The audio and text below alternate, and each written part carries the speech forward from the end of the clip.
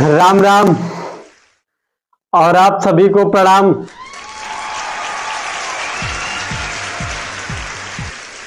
मैं आपको बता रहा हूं, मैं इतना ज्यादा परेशान आदमी हूं, क्या बताऊं। सच में इसी परेशानी की वजह से मैं पैदा ही नहीं होना चाह रहा था, लेकिन मजबूरी में पैदा होना पड़ा।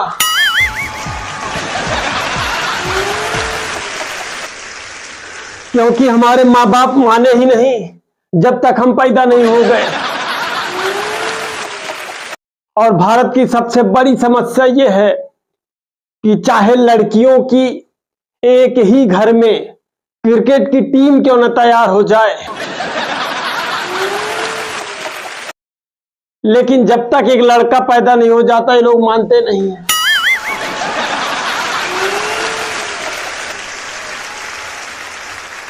हाँ, मैं सच बता रहा हूं, जब तक एक लड़का नहीं पैदा हो जाएगा ये लोग निकालते रहेंगे।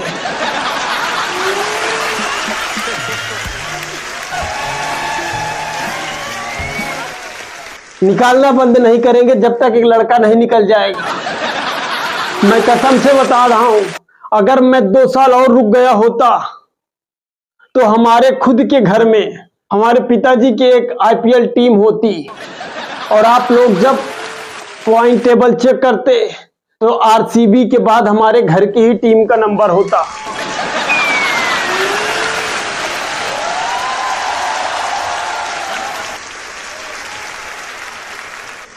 अच्छा, मैं 2 साल तक और इसलिए नहीं रुका क्योंकि मुझे पता हो गया था कि अब मुझे निकलना तो पड़ेगा, क्योंकि निकालने वाले तन मन से लगे हैं, बिल्कुल अड़ गए हैं जिद पे कि निकाल के ही मानेंगे।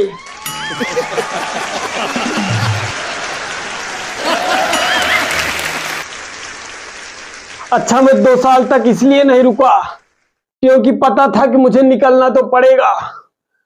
ऑलरेडी 8 लोग मुझसे पहले निकल चुके हैं।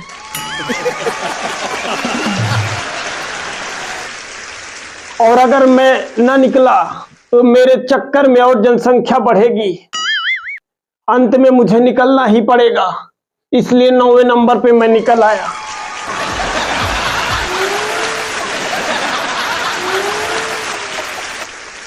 अच्छा, मुझे मेरे पिताजी बिना निकाले मुझे मानते ही ना, रुकते ही ना कभी, क्योंकि उनको खुद उनके पिताजी ने 13वें नंबर पे निकाला था।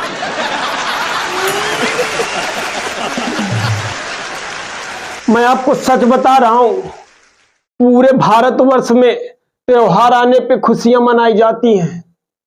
सब खुश होते हैं कि हमारे घर में रिश्तेदार आएंगे, घर में अच्छा अच्छा खाना बनेगा, लेकिन इकलौता मेरा घर है जहां मेरे पूरे घर में मातम छा जाता है रिश्तेदारों के आ जाने पे।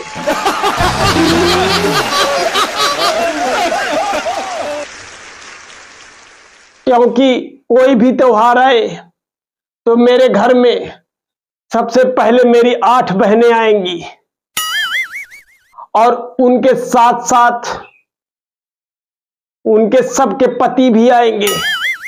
8 16 लोग हो गए, और इन 8 लोगों के 35 बच्चे हैं।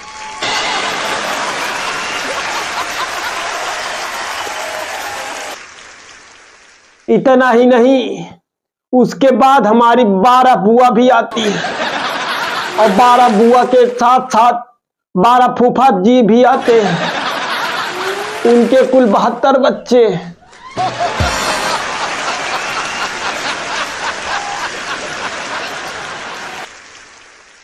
हम लोग 100 का आंकड़ा रिश्तेदारों से ही पार कर लेते हैं।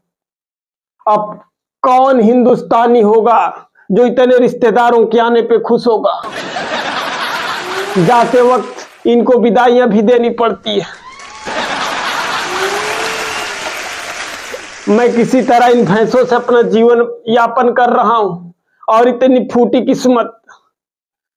मैंने भैंस खरीदा था, सोचा था कि ये पानी बच्चा करेगी तो मेरी भैंस बढ़ जाएगी और थोड़ा मेरा व्यापार बढ़ेगा। इसी परेशानी में और परेशानी, हर साल ये पांडू बच्चा करती है।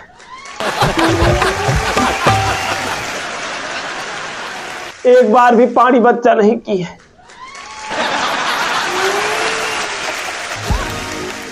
मुझे ऐसी सजा मिल रही है। मैंने कौन था जुल्म किया? अपने पापा जी का वंश चलाने के लिए मेरे पापा जी ने मुझे फंसा दिया।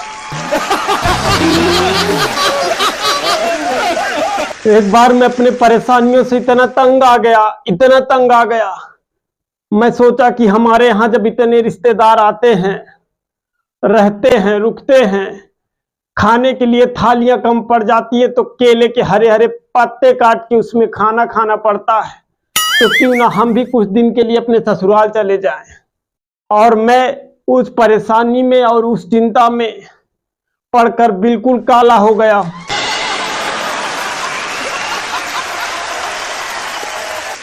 पहले मैं बहुत गोरा था, तो मैं जब गया ससुराल तो मेरी सासू माँ ने मुझको देखा, बोली बेटा तुम कुछ दिन यहीं रुक जाओ, दूध मट्ठा घी खाओ, थोड़ा सेहत वहत बन जाए तो जाना।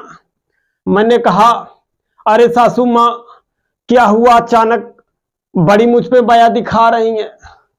बोली दामाद जी मैं माया वया नहीं दिखा रही हूं, वो क्या है ना कि मेरी भैंसिया का पाड़ू खत्म हो गया है और तुमको देखकर मेरी भैंसिया खड़ी रहती है, आराम से दूध दे देती है।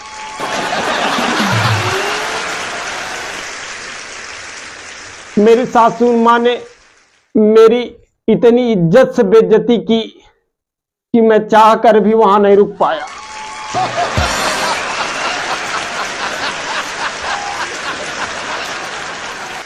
तो कैसा लगा ये वीडियो? अगर अच्छा लगा हो तो कमेंट बॉक्स में जाके कमेंट जरूर करके बताइएगा और दोस्तों तक जरूर शेयर करिएगा। अगर चैनल पे नए हैं तो चैनल को सब्सक्राइब कर लीजिएगा और सबसे पहले नोटिफिकेशन पाने के लिए घंटा का बटन जरूर दबाइएगा। मिलते हैं नए वीडियो में, तब तक के लिए जय हिंद।